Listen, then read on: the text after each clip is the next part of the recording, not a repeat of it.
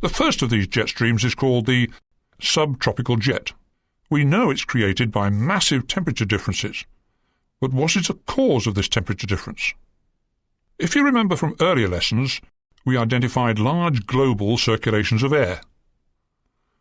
The heat generated near the equator starts the first two air circulation cells.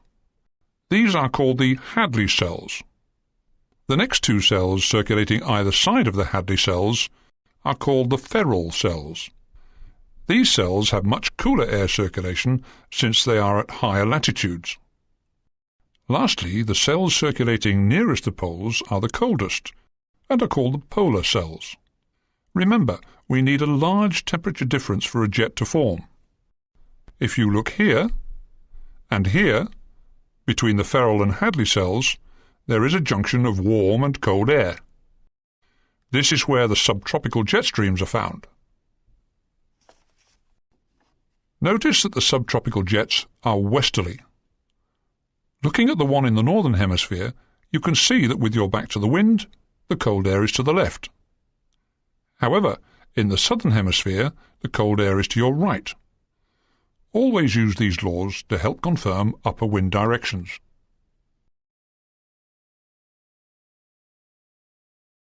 There's more to understand about these particular jet streams, though.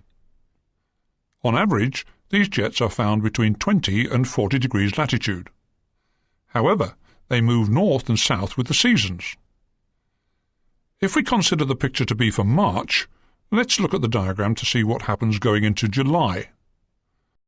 Notice that it's summer in the northern hemisphere and winter in the southern hemisphere. The jet stream in the northern hemisphere has moved north to approximately 40 degrees, whereas the jet stream in the southern hemisphere has moved to approximately 20 degrees. Let's now look at the change in December.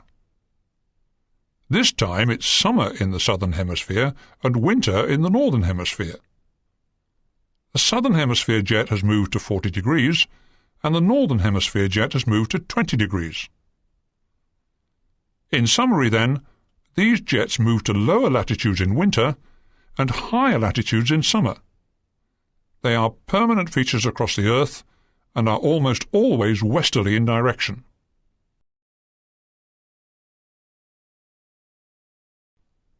The subtropical jet streams are generally found at approximately 40,000 feet, roughly the 200 hectopascal level, but this will vary as the jets move north and south. Generally, though, we can say that they will be lower in winter and higher in summer.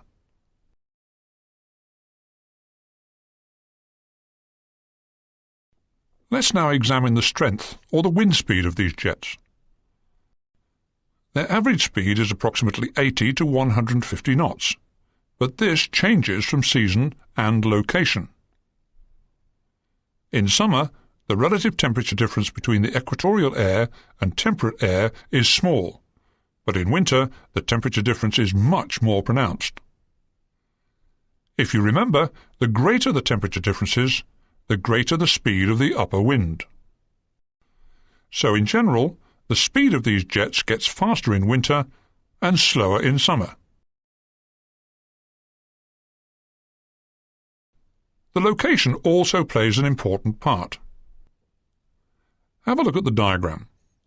We have a picture of Southeast Asia in the winter. The subtropical jet stream in the northern hemisphere has moved down to 20 degrees north. However, the Asian landmass, and in particular the Tibetan Plateau, has become very cold indeed. This increases the temperature difference even more, and on occasion the subtropical jet stream has been recorded at speeds of up to 400 knots. This is a rare situation, but it can happen. The subtropical jet needs to be closely watched in this area in winter.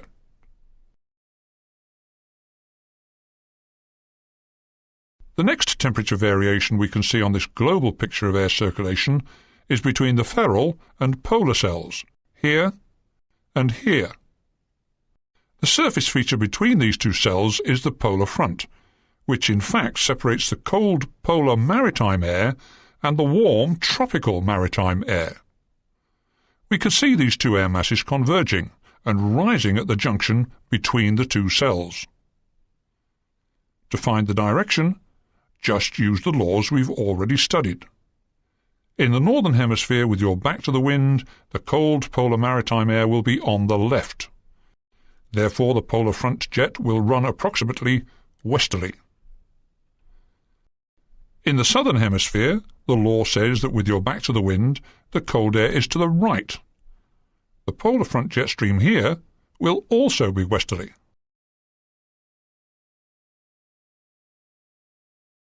The diagram can look confusing, since we stated all jet streams are usually located in the warmer of the respective air masses. But it looks like the polar front jet stream is in fact in the polar maritime air. Remember, though, that the polar front boundary that you see is only the surface position, and the jet has been superimposed onto this surface position. If we were to take a cross-section of the polar front from here to there, you'll notice that the jet is in the warm, tropical maritime air.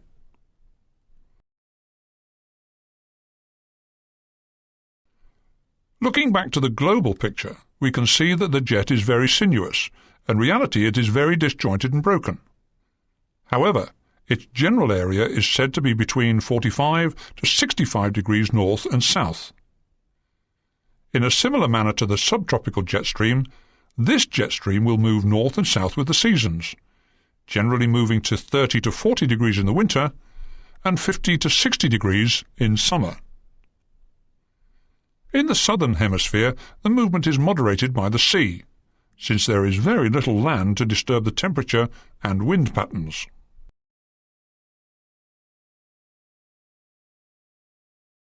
Since this jet stream is found at higher latitude, we'd expect it to be at a slightly lower altitude than the subtropical jet stream.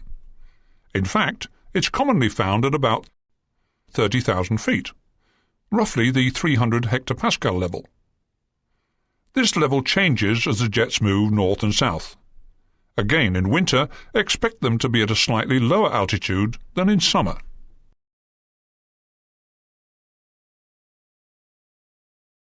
The average speeds are less than the subtropical jet, only about 80 to 130 knots. But similarly with the subtropical jet, the temperature variation between the polar maritime and tropical air masses are greater in winter, and as a result the jet will be faster and stronger, sometimes up to 200 knots or more.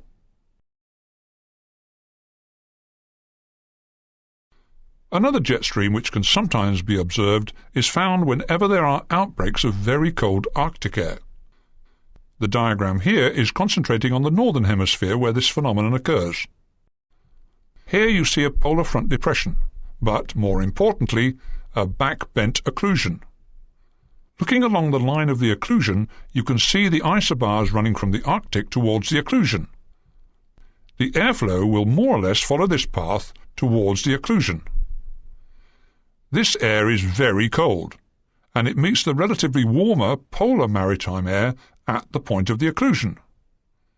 This can be referred to as an Arctic front.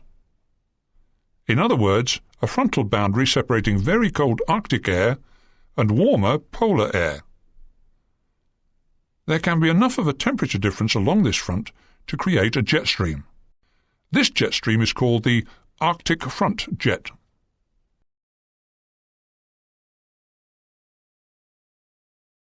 It's only really found in the northern hemisphere, and usually only during the winter months. The axis of the front is roughly from Iceland through to northern Norway, and as such, the jet stream is located at approximately 60 degrees north. The Arctic front itself only reaches up to 10,000 feet, suggesting that the jet stream is only found just above this level, perhaps between 10,000 and 20,000 feet. The last of the jet streams to consider is called the tropical easterly jet. It may sometimes be called the equatorial easterly jet, but this term can be misleading. The diagram here shows southern Asia in the summer period. Notice the ITCZ to the north of the equator, confirming the northern hemisphere summer period. Of interest is the Tibetan Plateau, shown here. It's a flat area at approximately 8,000 feet, and is warmed significantly during the summer months. This creates a strong thermal effect. The land mass will be much warmer than the relatively cooler seas nearer the equator. This temperature difference is enough to generate a jet stream. But how will it flow? If you remember, the law stated that with your back to the wind in the northern hemisphere, the cold air is to the left. This means that the tropical easterly jet stream must be in an easterly direction between the cooler equatorial seas on the left and the warm Tibetan Plateau on the right.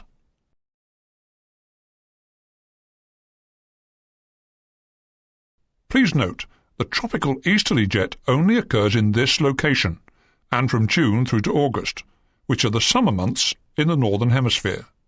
On average, it's found between 5 and 20 degrees north only.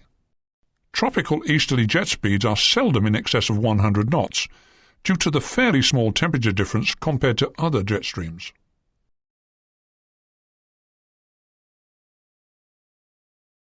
Since the tropical easterly jet stream is so close to the equator, it's one of the highest tropospheric jets, approximately 40,000 to 45,000 feet, or roughly the 100 to 200 hectopascal levels.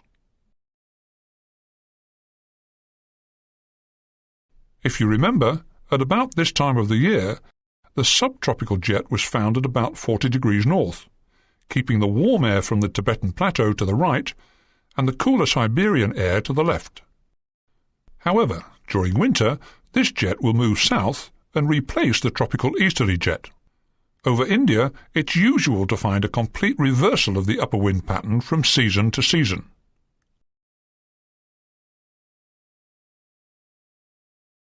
The diagram shown here summarizes the positions of the jet streams across the globe.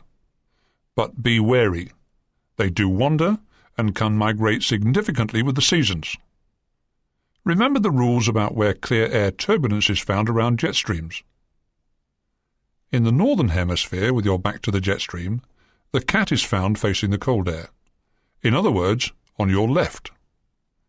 In the southern hemisphere, with your back to the wind, the cat is again found facing the cold air, but this time to your right.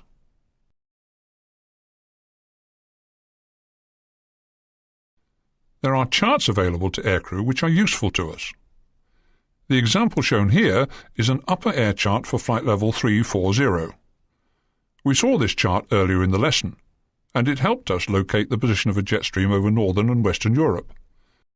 But there are other charts called significant weather charts, which will highlight any jet streams, their levels, speeds, and any clear air turbulence associated. These will be covered in considerable detail in the flight briefing section